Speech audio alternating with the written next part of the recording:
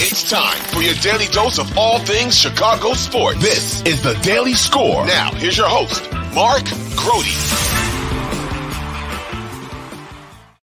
Hello, gang. What's up? And welcome into the Daily Score. I am Mark Grote. And one of the things that I was thinking this weekend as I was watching the playoff games, and I'm wondering if you had the same type of moment. It was almost like slow motion for me, like dramatic slow motion, like watching Green Bay and Jordan Love dominate, watching Detroit win their first playoff game in forever, ever since the 90s.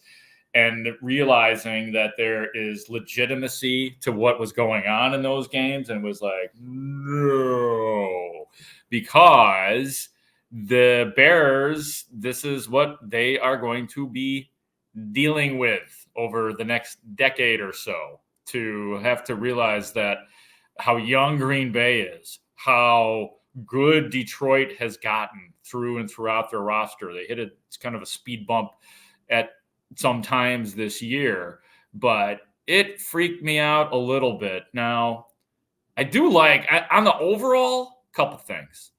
I like it when the division that I cover, watch, am a fan of, the NFC North, is doing well, because that makes every game interesting home and away against the teams that you play twice a year, and there's nothing like it. I'd rather have Detroit Stadium be packed and crazy and difficult for the Bears to hear than the opposite.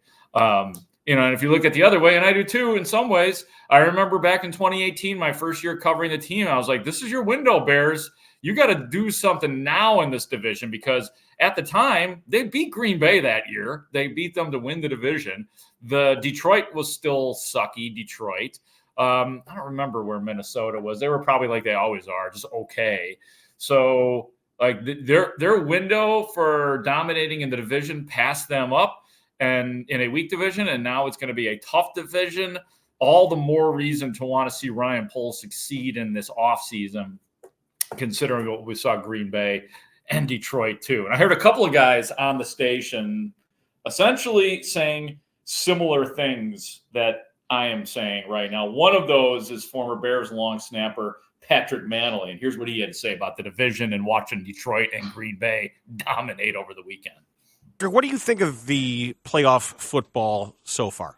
It was disgusting, but I'll tell you what, man, I am ticked at watching the Green Bay Packers and Jordan Love. It made me ill.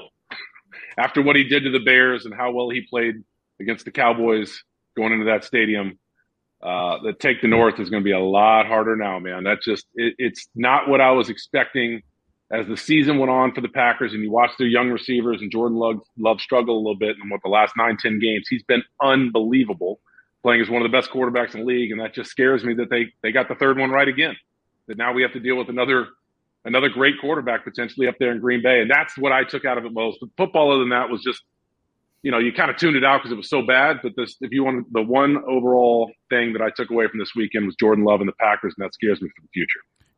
I'm stuck on this, Patrick, because I don't think anyone has this right.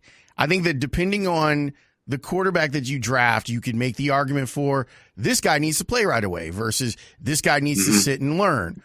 What do you think the value is from players that you've seen sit and go out and play immediately, the value of sitting back and learning and then having to then turn it on 3 years later and perform? Yeah, I understand the money issue, right? That's the biggest thing. But I think you also have to scout who can become a pro the quickest, who can move at any position, who can move into that starting job and become a true pro and not have to make that transition from college and class and social life and all that kind of stuff, and truly coming in and being a pro. I think that's the hardest thing. If you can find the quarterback to do that, then you can be successful. Could Jordan Love have done that earlier? I don't know. Obviously, he didn't get the chance, but it's worked up there in Green Bay. But again, you're shortening that window of money. It's just a hard thing to do. But I think the biggest thing is trying to find a quarterback like a Justin Fields, as far as his personality, can walk into Chicago, deal with the media, handle his teammates, be loved by his teammates, and go out there. But I want better play. But I think you need to find a player like him who can walk in and be a pro right away. Yeah, I mean, you got to agree with that. One of the things that I thought it was interesting that Pat Manley just said there that it makes him sick. And I understand that. The guy played for the Bears for 2 decades. So he definitely felt the Packers rivalry. Not everybody does. Not every player does. And I totally understand that. I look at it differently. I am one, I think you know me well enough to know that I definitely grew up a Bears fan. And, I kind of have to tap the brakes on that when I'm a reporter to be as objective as possible. There was a time when I hated Green Bay and I wanted the worst for Brett Favre and Aaron Rodgers. But I'll be honest with you. I think anything to wake the Bears up and to make them make bold moves, I am for, even if it's right in their face, and seeing Jordan Love beat their ass twice this year, and to see Jordan Love do what he did in the playoffs and Detroit for that matter. Anything to wake up a franchise which has not had a representative offense forever. And they've had it intermittently, and I don't feel like going through those years right now. I am in no mood to talk about Eric Kramer or Johnny Morris or Brandon Marshall or Alshon Jeffrey. Oh, man. Or DJ Moore. But hopefully DJ Moore is part of the future of the Chicago Bears.